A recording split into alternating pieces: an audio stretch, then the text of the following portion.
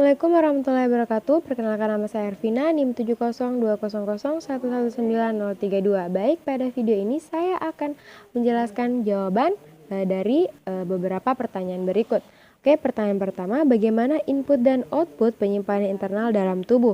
Nah, input pada manusia terjadi umumnya melalui penglihatan, pendengaran, perabaan, rasa, dan penciuman. Output pada manusia dilakukan melalui efektor yang digerakkan oleh kendali motorik seperti anggota badan, tangan, kaki, dan sebagainya, jari-jari, mata, kepala, dan sistem vokal. Tahap belajar yaitu proses di mana informasi diterima oleh indera tubuh. Tahap retensi yaitu proses informasi disimpan oleh otak. Tahap retrieval yaitu memanggil kembali ingatan yang telah tersimpan sebelum dan membentuk ingatan baru. Kapan cairan dan elektrolit dalam tubuh dikatakan seimbang? Nah, cairan dan elektrolit dalam tubuh dikatakan seimbang ketika sehat dan kondisi cairan tubuh normal. Mineral-mineral yang ada dalam tubuh berjalan dengan baik dengan mengkonsumsi makanan dan minuman yang seimbang.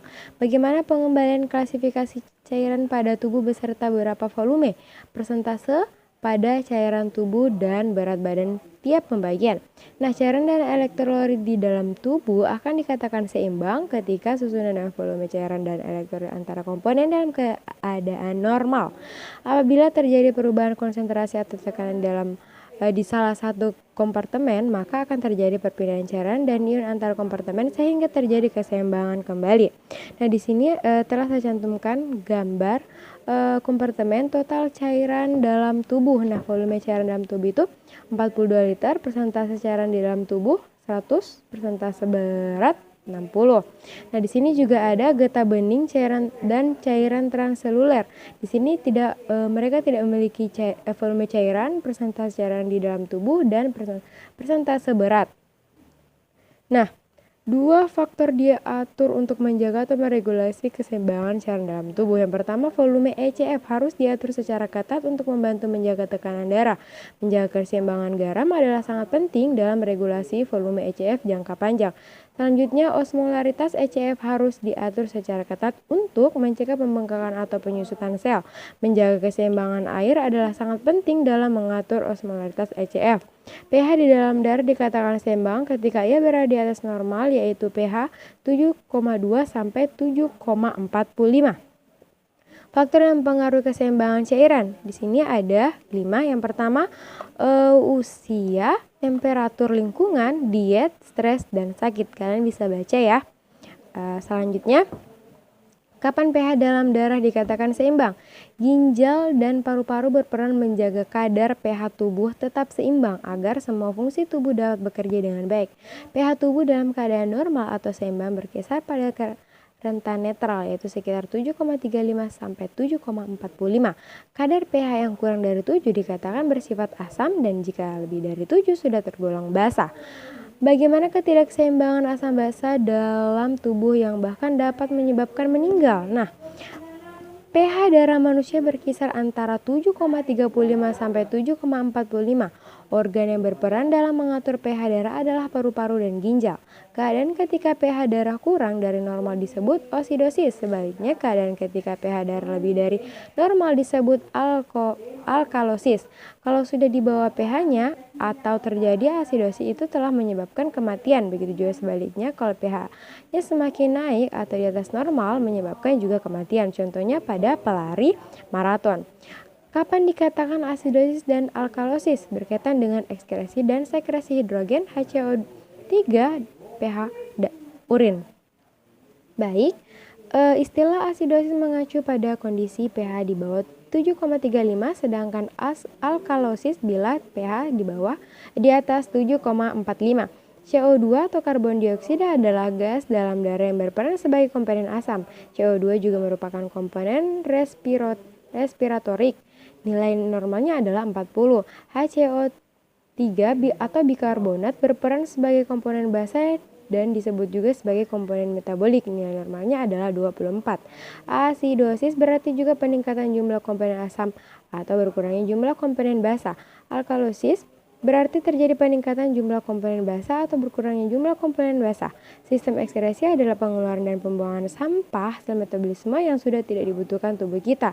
Ampas-ampas ini juga membahayakan kalau disimpan dalam tubuh. Fungsi sistem ekskresi melindungi sel-sel tubuh dari racun, mempertahankan suhu tubuh, menjaga keseimbangan cairan dalam tubuh, dan menurunkan kadar zat produk metabolisme dalam tubuh supaya tidak terakumulasi.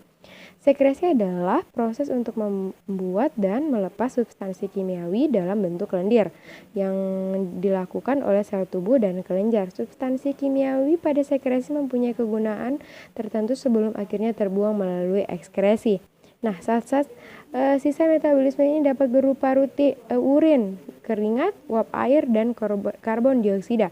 Sementara itu contoh zat yang mendapat bersifat racun bagi tubuh ialah hasil pembongkaran nitrogen, misalnya asam urat, urea, dan amonia. Apa perbedaan asidosis dan alkalosis respiratori dan metabolik bila dilihat gambar nerca keseimbangannya? Nah, di sini saya sudah ada gambar nerca ya, kalian bisa lihat.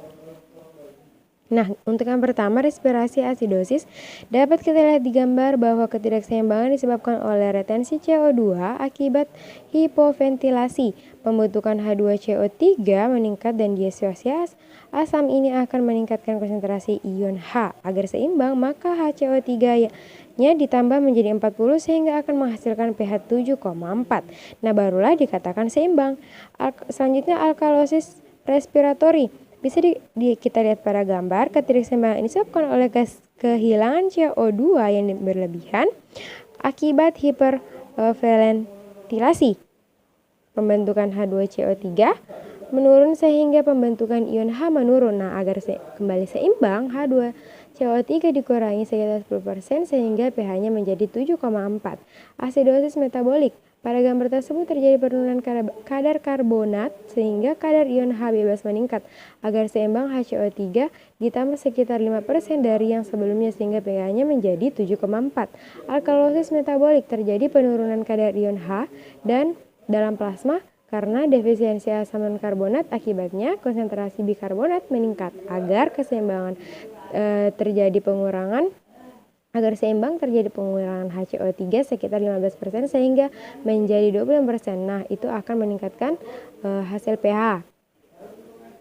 Selanjutnya, dalil Al-Quran atau hadis yang berkaitan dengan cairan, baik itu berkaitan keseimbangan dan lain-lain.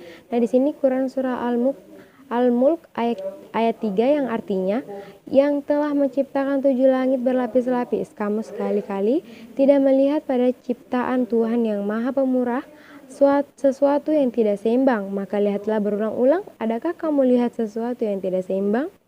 Nah, dalam kehidupan sehari-hari, kategori makanan, minuman, cairan, tubuh, dan lain-lain yang masuk kategori asam basa dan normal. Nah, di sini ginjal juga turut berperan dalam mempertahankan keseimbangan asam basa dengan mengatur keluaran ion hidrogen dan ion bikarbonat dalam urin sesuai kebutuhan. Selain ginjal yang turut berperan dalam keseimbangan asam basa adalah paru-paru dengan mengekskresi ion hidrogen dan CO2 dan sistem dapar atau bufor kimia dalam cairan tubuh. Kaitkan materi ini dengan materi lain yang kamu ketahui atau jumpai. Nah, materi yang berkaitan dengan keseimbangan cairan dan elektrolit adalah materi mengenai keseimbangan asam basa, seperti pada organ tubuh dalam yaitu ginjal.